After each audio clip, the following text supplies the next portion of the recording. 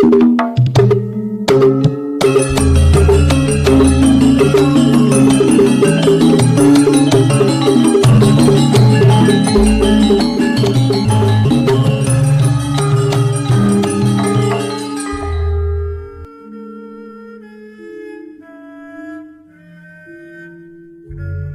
Ibu, para kadang kinasih, simbah-simbah lan adik-adik, para rama, suster, bruder, berkah dalem Gusti sugeng rawuh wonten ing PDSK channel menika. Kados pundi kabar panjenengan? Mugi-mugi bagas kasarasan kesehatan kawilujengan tansah mengko kula panjenengan sami anggenipun kelampahi gesang ing dinten menika. Lan mugi-mugi lumantar panglimbang basa Jawi waosan Injil kula panjenengan sansaya saged nggayuh iman kapitadosan ingkang leres lan mantep. Langkung-langkung anggenipun kula panjenengan sansaya setya nderek Gusti, cawe-cawe ing pakaryan dalem, mujudaken diri dados murid-murid dalem jaman menika kanthi penuh ing kabungahan lan kabegjan. Jejering murid dalem ing jaman menika kula panjenengan mirungganipun ing Keuskupan Agung Semarang, sepisan malih kula panjenengan katimbalan dados murid-murid dalem ingkang bangun paguyuban sing bahagia, komunitas sing bahagia, pasamuan sing bahagia. Mbok anggenipun cawe-cawe ing pakaryan dalem Gusti menika ora ana enteke anggone bersusah payah, anggone kurban wektu, tenaga, pikiran lan raja brana, anggone kudu sabar ngadepi maneka warni komentar lan tugas-tugas sing mbok menawi boten gampil. Ning sedaya menika temtu dados timbalan suci kangge kula panjenengan sami anggenipun nderek Gusti. Lumantar waosan Injil dinten menika kula panjenengan kaparingan pitedah Gusti Yesus nimbali murid sawetara sacara mirunggan kangge nunggil kaliyan panjenengane nggih ing gesangipun, ing pakaryanipun, ing sabda-sabdanipun. Gusti ngersakake murid mirunggan menika saged sinau kados pundi mbangun gesang martosaken Injil lan kratoning Allah ing tengahing donya, supados ing sakmangke yen wancinipun Gusti menika kedah nilar para murid wis mandiri tur nggih sampun saged nglajengaken menapa sing dados idam-idaman ingkang kepengin dipun wujudaken dening Gusti piyambak. Menika sing kula kinten kasebut kaderisasi lan ing sakmangke regenerasi. Gusti anggenipun makarya sampun populer, sampun viral lan temtu efeke dampake Gusti Yesus duwe jeneng. Asmanipun wis kawentar wonten ing pundi papan. Ning Gusti boten memonopoli kamulyan sing sampun dipun tampi sacara kadonya.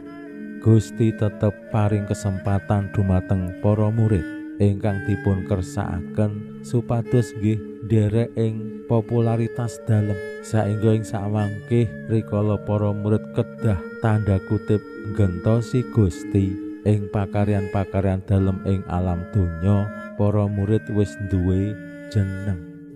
Pramila monggo kita pirengaken sabda dalem Gusti ing dinten menika lan kita wiwiti kanthi sembayang sawetawis. Konjo ing asma dalem Yang Rama saha Yang Putra tuwin Yang Roh Suci. Amin. Suawi sami munjuk Gusti Yesus sabda dalem Yang Rama ingkang sampun manjalma, mugi karsa ngandika dhateng kawula wonten ing asepen ing telenging manah kawula, kabikao kegiatan lan panglipur ingkang manjing ing sabda dalem kapenuwana kawula mawi roing kawicaksanan dalem. Mugi-mugi srana anggen kawula maos lan mirengaken sabda dalem, kawula sansaya nunggil ing sampeyan dalem. Amin.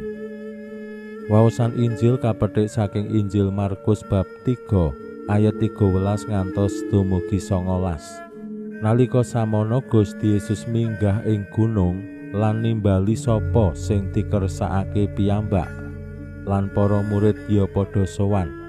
Gusti milih wong 12 didhawuhi nunggal ing panjenengane kena diutus memulang kinanten panguwasa nundung setan.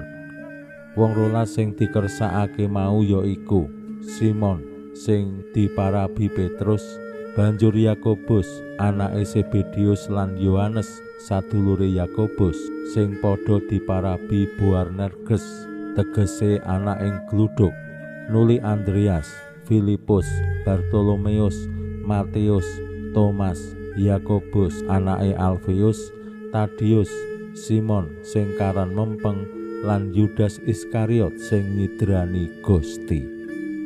Makaten sabda dalem Gusti. Suwawi sami munjuk Gusti kawula munjuk sembah nuwun karana sabda dalem dadosa obor ingkang madangi margining gesang kawula.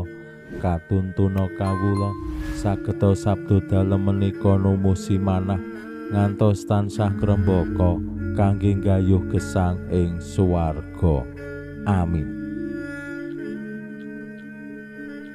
Bapak Ibu para kadang kinasih simbah-simbah lan adik-adik, waosan Injil nyariosaken kados pundi Gusti Yesus nimbali murid-murid dalem lan sacara mirunggan milih rasul cacah 12 sing dikersakake Gusti nunggal panjenengane lan kautus memulang lan kinanten panguwasa nundung setan.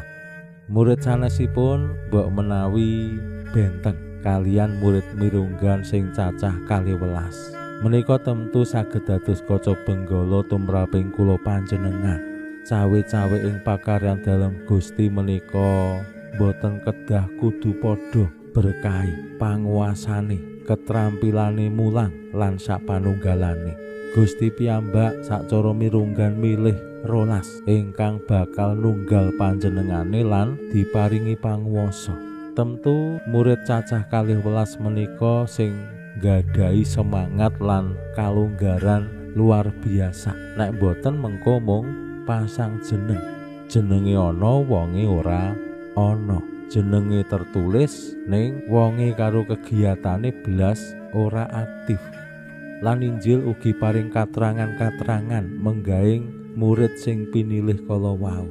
Mila kula panjenengan kedah sadar nggih, Injil menika dipun tulis saksampunipun Gusti seda lan mekrat dhateng swarga.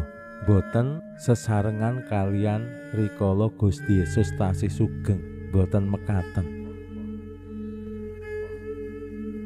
Ampun ngantos awake dhewe dibingungake kalian carios-carios Injil sing kadangkala kok nembe dipilih kok wis dingerteni yen bakal nyidrani umpamane bab Yudas Iskariot. Ing pungkasaning Injil kala wau kan dingendikake lan Yudas Iskariot sing nyidrani Gusti. Lagi dipilih kok wis dingerteni yen nyidrani Gusti.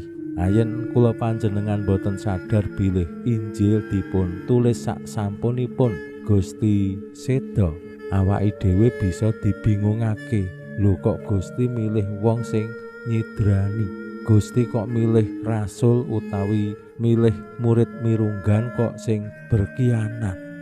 Menika salah setunggal cara anggenipun kula panjenengan memaknai tulisan-tulisan ing Injil lan sacara umum nggih wonten ing kitab suci. Kitab suci menika sanes biografi bab Gusti Yesus, ning menika buku iman sing nyariosake menggaing kawilujengan dalem Allah lumantar Gusti Yesus sing sampun kalampah lan temtu sampun dipun gegulang dilimbang-limbang dening para penulis kitab suci termasuk Injil. Mugi-mugi kula panjenengan sami sansaya saged dados murid-murid lan rasul-rasul dalem jaman menika ingkang penuh ing kabingahan cawe-cawe martosaken Gusti Yesus lan pakaryan-pakaryan dalem. Pinuji Allah sakmenika sarta ing salami-laminipun. Salam sehat, salam bahagia, salam katentreman. Lan mugi-mugi lumantar panglimbang dinten menika kula panjenengan tansah jinangkung ing berkah dalem Gusti ingkang Maha Kuwasa, Hyang Rama so yang Putra tuwin yang Roh Suci. Amin.